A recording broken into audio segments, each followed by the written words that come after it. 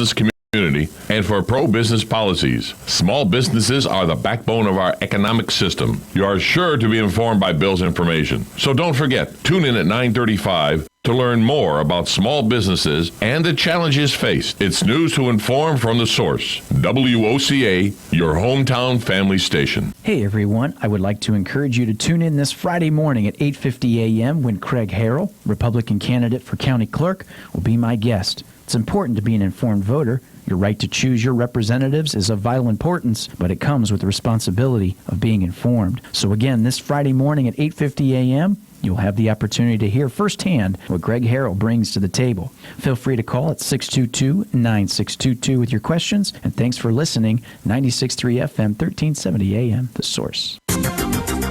Sunshine in areas of high clouds and warm today with a high of 92 to 94. Tonight, partly to mostly cloudy and very warm, low 75. Cloudy tomorrow with showers and a thunderstorm, high 84 to 92. Saturday, a blend of sun and clouds with showers and a thunderstorm, humid, high 87 to 90. Sunday, clouds and sunshine, high 87 to 93. Florida Weather Center. WOCA. Ocala.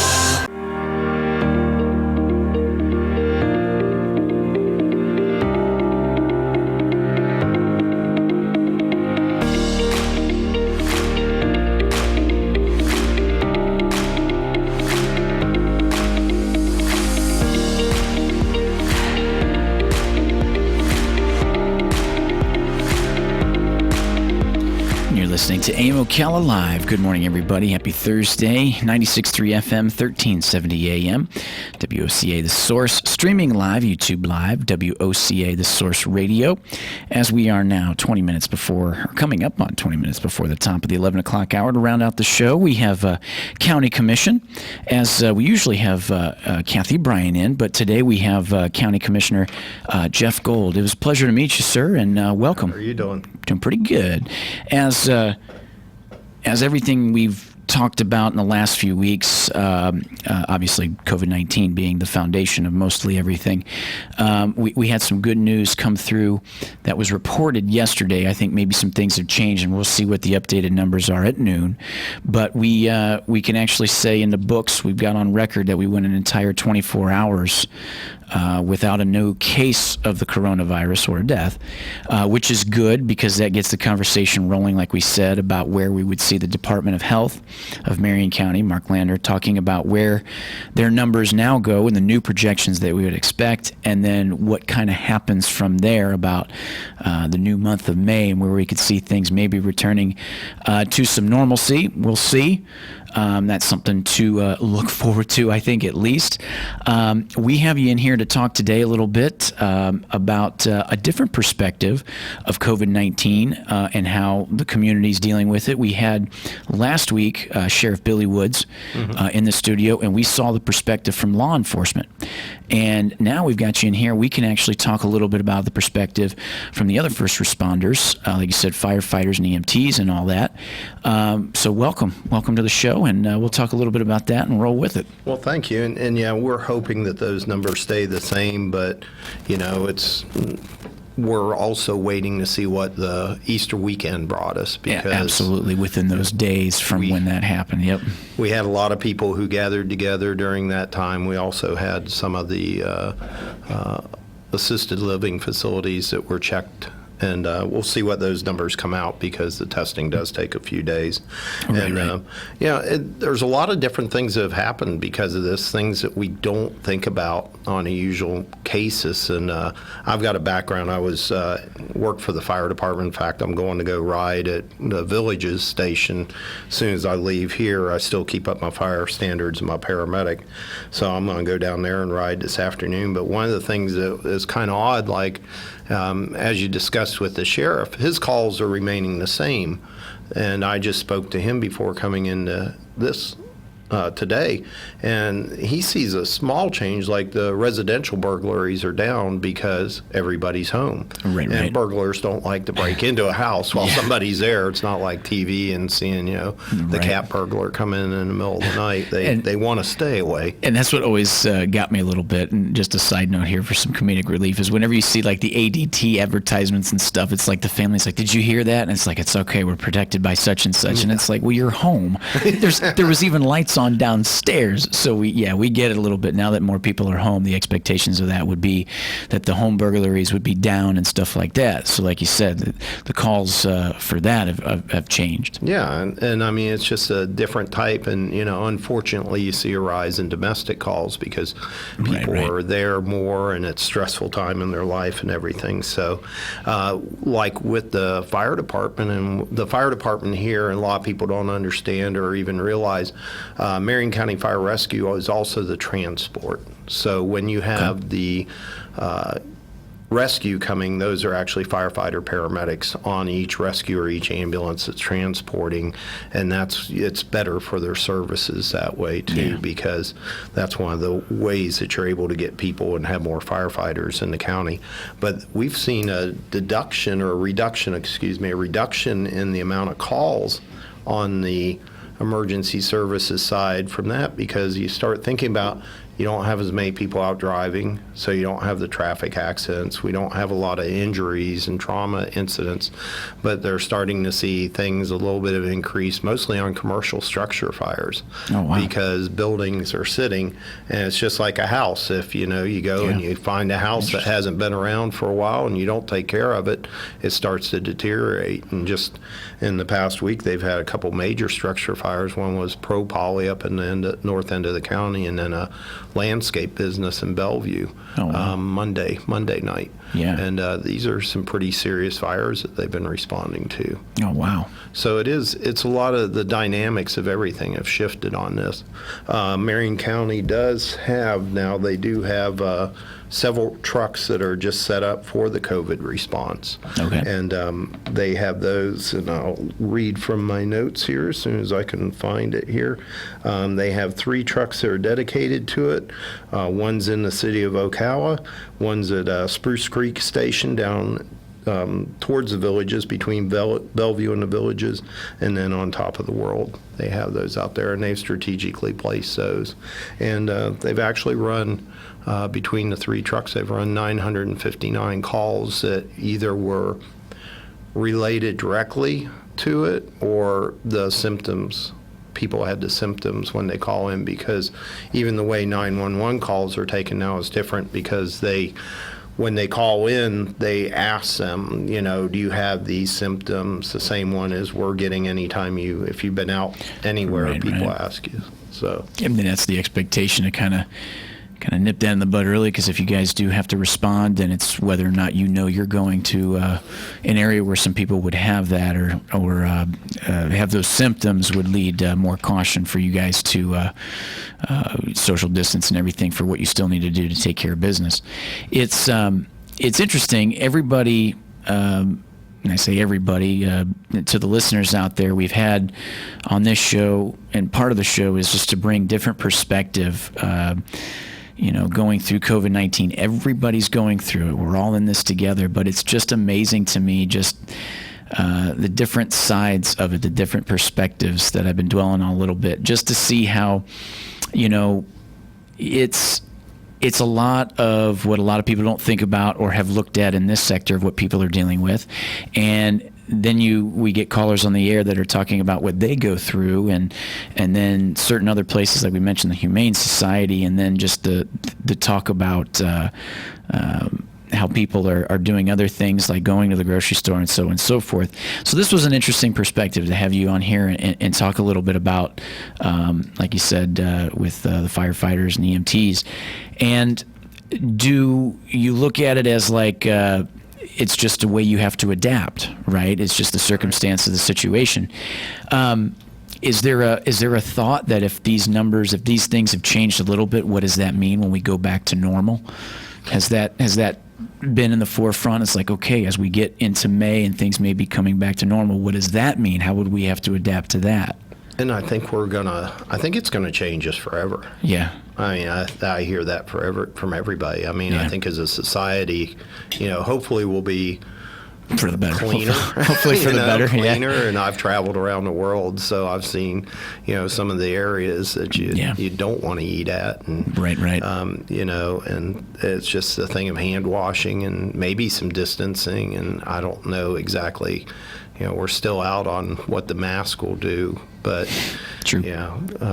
people in Asia have been wearing masks for years. And, Yes, they have. it kind of seems it came from that area. So Right. I don't know if it really made a big difference. But And in my sector with aviation, as mentioned, I'm a pilot. I'm feeling for my colleagues, my partners. A lot of them don't know what to expect and when it'll get back to normal as far as like air travel in itself because of the social distancing and how things and the mindset has changed just on how people will travel once we get through this and so forth. And then also too the idea of sporting events and big gatherings like that. It's going to be interesting, and like you said, it's something I think we can all agree with that we are in a way changed forever. It's interesting. With that, we're going to take a short little break, and when we come back, we'll talk a few more things within the community. As like we said, we have Jeff Gold, County Commissioner. You're listening to 96.3 FM, 1370 AM, The Source, and we'll be back right after this.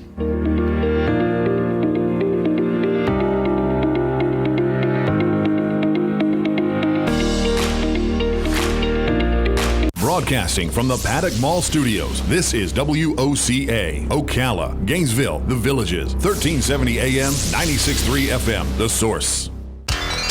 Gene Powell Pasture Mowing, 352-629-2440. In addition to our pasture mowing and tractor services, including zero-turn mowers for your fence line finish, we also offer rototilling and fence row spraying. We are family-owned and operated, licensed and insured, and farm-ready. Powell Gene, Gene, at yahoo.com, 352-629-2440. Gene Powell Pasture Mowing, 352-629-2440. Gene is a proud United States veteran. This is Jan from Palm Garden. We hope everyone is holding up during this difficult time. We've all had to make some adjustments to our routines. Some may have loved ones that you can't visit, and I know you want to. Our residents remain our top priority, and they, along with our staff, have been tested just to be on the safe side.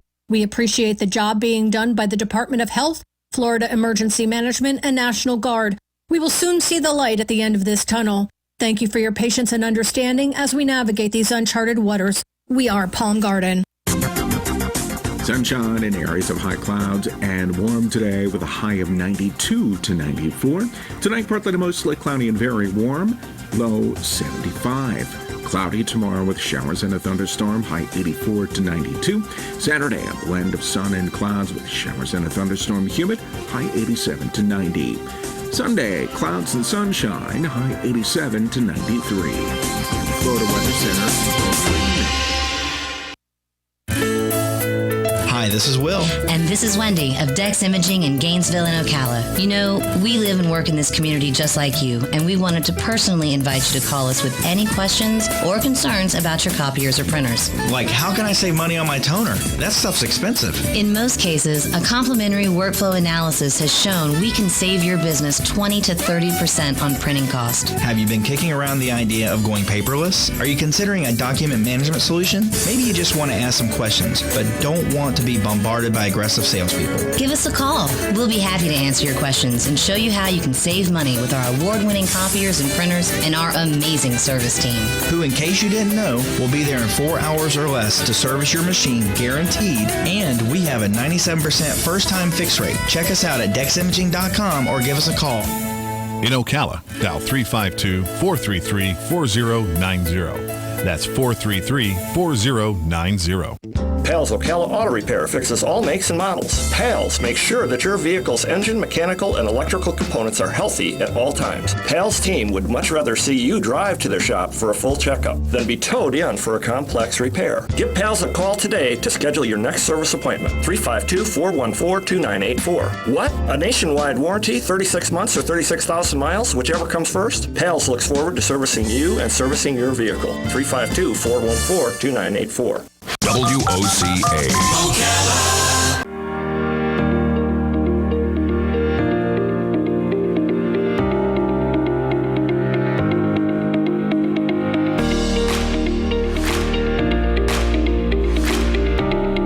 And you're listening to AIM Ocala Live, WOCA. We are back after our break there. Now 10 minutes before the top of the 11 o'clock hour, round out our show as we have Jeff Gold, County Commissioner, on with us here in the studio.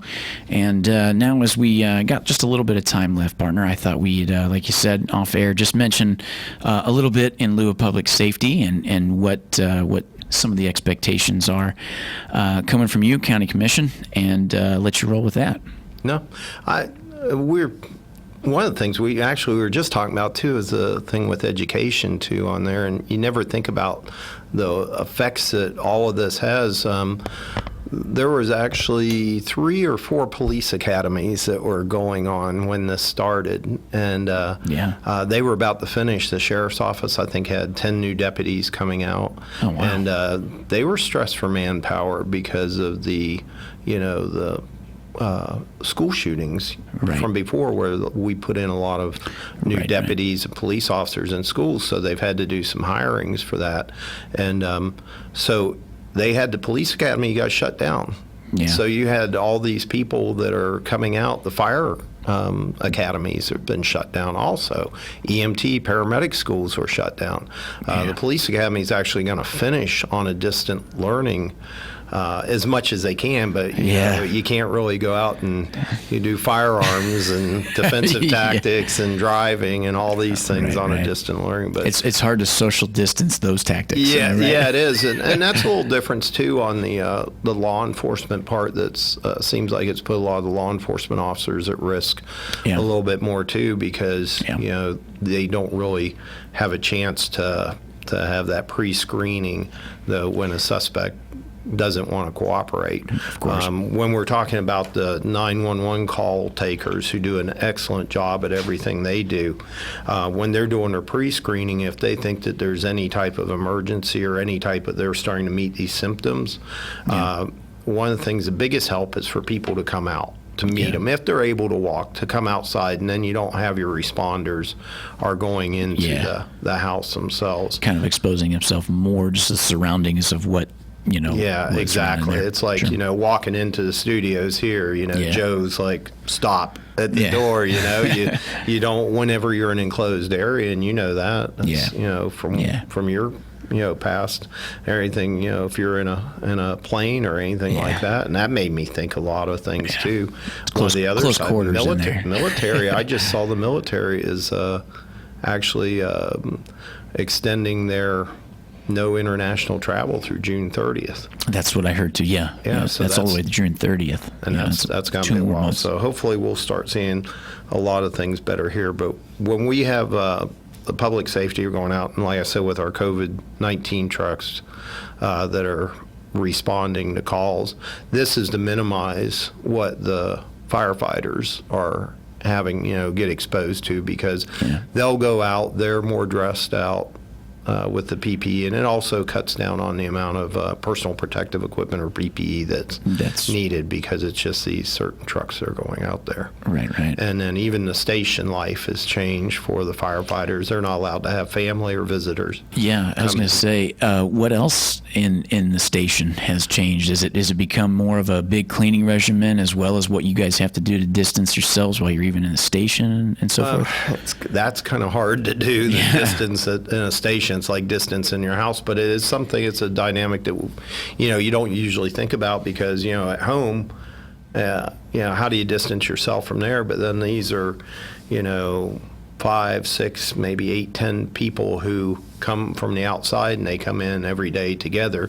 So the day starts off with anybody that walks into the station is screened, temperatures are checked. They're also screened several times during the daytime to see if something happens with their, some of the other changes have been the decontamination of the trucks, where they're washing them a lot more and making sure, and then all the equipment, just as you said. And then one of the other things that a lot of people don't think about too is, you know, not wearing the same shoes that you do wear out on calls and clothes. So it's a lot of changing of uniforms and washing and just doing stuff from there. That's that's something a lot of people probably wouldn't have thought of. Is just you know, something simple like that. If you guys had to go out and where you're walking, but then bringing that back to the station, you got to circumnavigate that. And like you said, change shoes.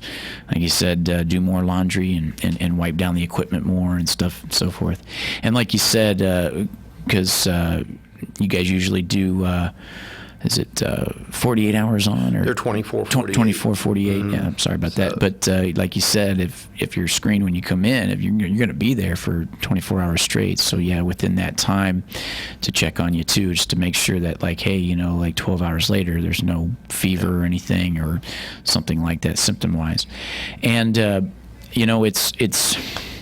it's crazy. I think it's fascinating. I bring it up every now and then because when I was telling you off air, taking over for Larry and Rob at the beginning of the year, I was just kind of, as a favor for a friend, filling in to do this, and it's an opportunity I didn't think I would get, so I thought I'd do it. And I thought, man, when I grew up in Northeast Ohio, it was pretty cool to listen to a talk morning radio show. They made it entertaining and it was fun, and that's where we were starting to go. And then all of a sudden it was like, wow, I'm now a radio host during a world pandemic. Yeah.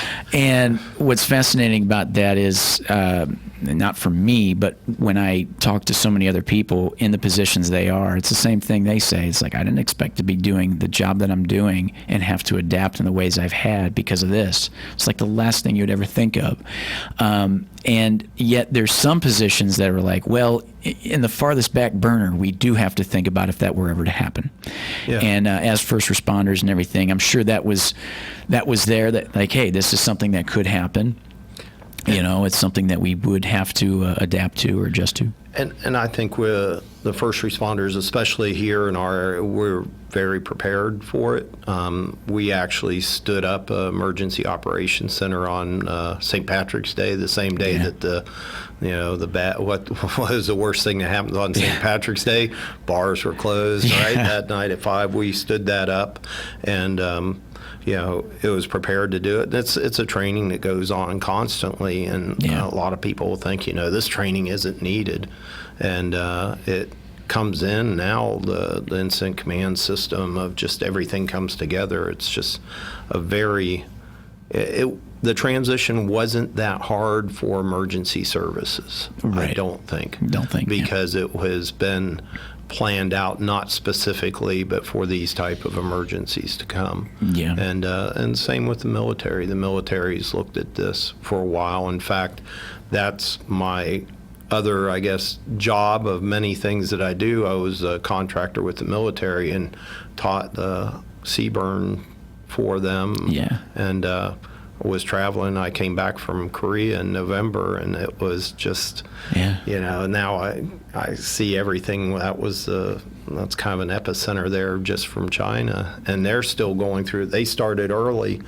but the good thing about we can learn some lessons from what they did there, and we're kind of under that model. Is the last I saw and I think it was last week, there's only 2 soldiers in Korea that have tested positive out of the tens of thousands that are there. Soldiers that are there. So that's good. I mean, it works, and we have some plans that will come up. So. Excellent. Well, as we're coming to the top of the 11 o'clock hour round at our show, is there anything you just want to touch on just for the last minute or so? Nope, just the same thing that anybody else will say. We do. There are some restrictions that are in place. We've the boat ramps we did open up. That wasn't very popular. Sometimes reading our email is very strange as a commissioner. Sure. Because I could tell you one email would say, you need to open the boat ramps. The other one would say, you need to close the boat ramps. so it's a very odd job to have, and a very strange, doesn't always make everybody happy, but I think we've done a good job here in Marion County. Continue the social distancing, continue the hand washing has always been a big part. Just some common sense, and I think we'll get through this soon, and hopefully we'll get back, because our economy has to open up. We have to do it. We have to. Primary. Yeah. That's it. Well, thank you very much, Mr. Jeff Gold, County Commission. Thank you very much, partner. Excellent. And that'll do it for us here at AM Ocala Live. I want to thank Lena Williams for coming in and help out a little bit with On This Day in History. Thanks to Joe. And it's a good show. Stay tuned for tomorrow. It'll be a wet one, but at the same time, it's also Friday. And until tomorrow, goodbye.